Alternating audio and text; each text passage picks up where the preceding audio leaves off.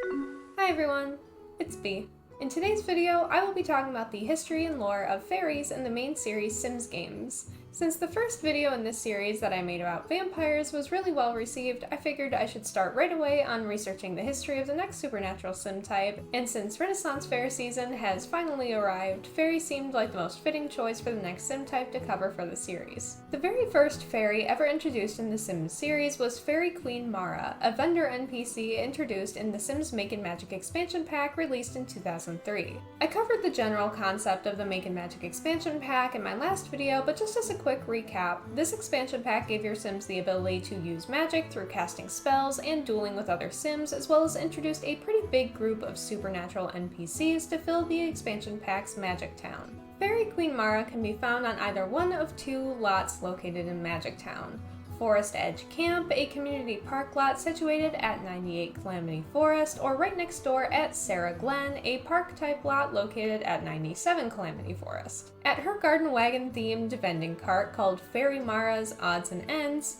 trinkets, odds and ends, that sort of thing,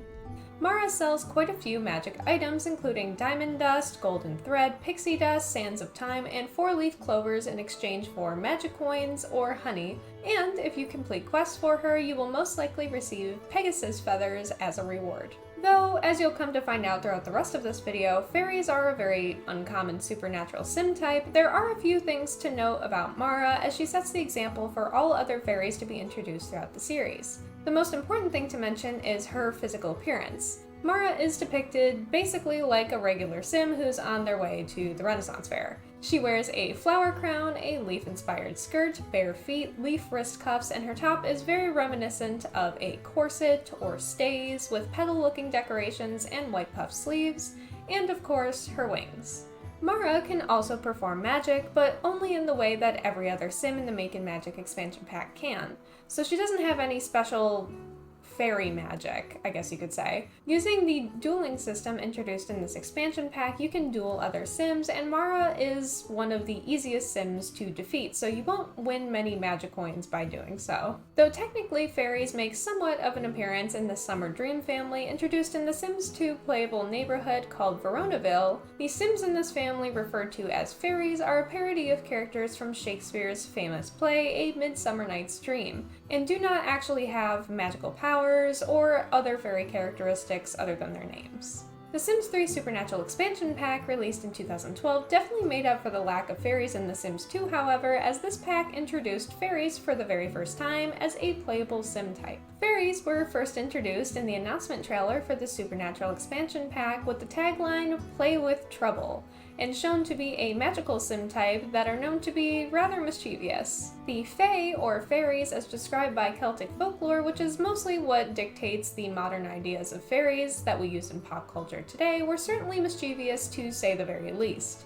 Superstitions surrounding the Fae often left them being blamed for all sorts of things, from vandalism to theft to kidnapping. You name it, it was probably one way or another the fault of the Fae. Though fairies were not always considered to be malicious, they were known to be very mischievous little tricksters, and it seems that this part of the folklore is what inspired the Sims 3 version of fairies, as most of their magic revolves around playing pranks on other Sims. There are a few different ways to become a fairy in The Sims 3, the simplest of which is by making your sim a fairy in the Create a Sim screen when you first start the game. Doing this gives you an opportunity to choose your wing type as well as the color of your wings. Another way you could become a fairy is by searching for fairies in the town's arboretum, which, if you're lucky, will provide your sim with the opportunity to become a fairy if they do end up finding one while searching. The final way, which is by far the most complicated, is to level up your sim's alchemy skill all the way to the highest level and mixing up and drinking an elixir called Bottled Blessing of the Fae using a mixture of red toadstools, sunstone, and a type of fish called a fairy damsel. The Sims 3 Supernatural expansion pack provides players with a whole bunch of new Create a Sim items like hairdos adorned with flowers and foliage-themed clothing for your sim to wear to complete their fairy look, and I do want to quickly point out that there is a pretty strong resemblance between some of the fairy-themed clothing items in the Sims 3 Supernatural expansion pack and the outfit Faerie Queen Mara is seen wearing in the Sims Makin Magic expansion pack. I'm sure that's probably not a coincidence since it is the same series, but I do think it is a very cute little homage to the very first fairy sim.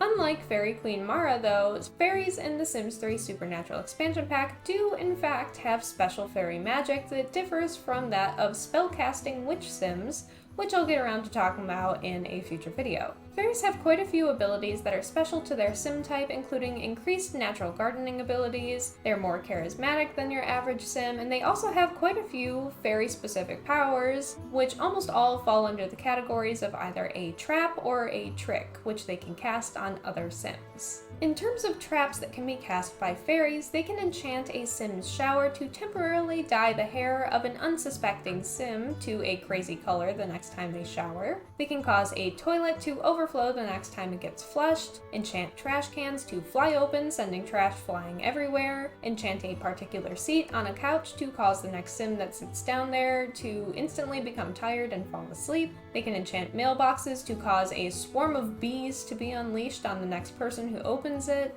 and they can enchant a llama item to cause the sim holding it in their inventory to be transported to a random place rather than their target destination when traveling. As for tricks, fairies can cause a sim to have chattering teeth, a hot head, a stomach ache, to suddenly be rid of all their clothes and standing there in their underwear, to cause another sim to have the gold and toad moodlet, which will make the affected sim cough out either toads or fairy coins, and they can even cast a trick called Inner Beauty, which temporarily messes up the target sim's face, and during this time, every mean interaction that this sim has with others will cause their face to stay messed up for an additional day in a very Beauty and the Beast kind of way. There are a few additional powers held by fairies that don't fall into these categories, and those include the ability to fly, to grant the ability to fly to another sim, to fix and repair objects magically without needing the handiness skill, to accelerate the growth of plants, and the ability to project auras, including the aura of soothing, aura of creativity, and the aura of body and mind. Using these auras can provide your sim some perks, including the ability to learn skills faster than normal.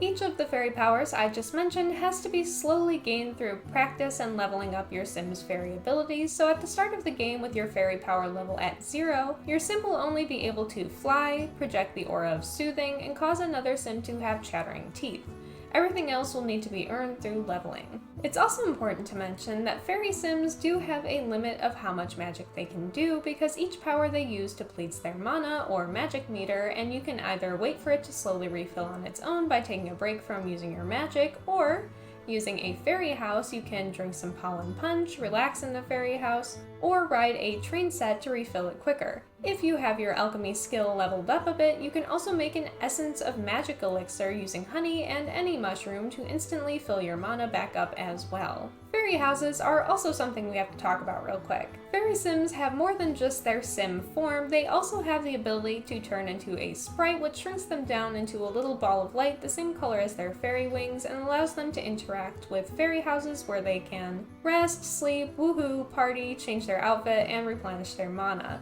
This sprite form is also what allows them to hop aboard the very small train set and go for a ride. Much like the vampires of The Sims 3, being a member of the Fae in The Sims 3 is genetic as well, with a 50-50 chance of a baby becoming a fairy if they have one normal sim parent and one fairy sim parent, and a 100% chance if they have two fairy parents. Baby fairies do not have wings quite yet, but they do have sparkles surrounding them that will show what color their wings will end up being. As toddlers, they will develop their wings, but they won't have any special abilities just yet, besides the ability to hover and flap their wings, which are idle animations all fairies have in The Sims 3. Toddler fairies can use fairy houses to meet their needs, and by childhood, fairy sims gain the ability to perform a couple of tricks on other sims, and by their teen years, they basically are full-fledged fairies with nearly all the same abilities as adult fairies. Should you no longer wish to be a fairy, you can become a normal sim again in one of two ways. You can either use your alchemy skill to mix up a potent cure elixir, or if asked by a romantic partner to forsake the Fae, the opportunity will present itself to go to the Arboretum and turn themselves into a normal sim.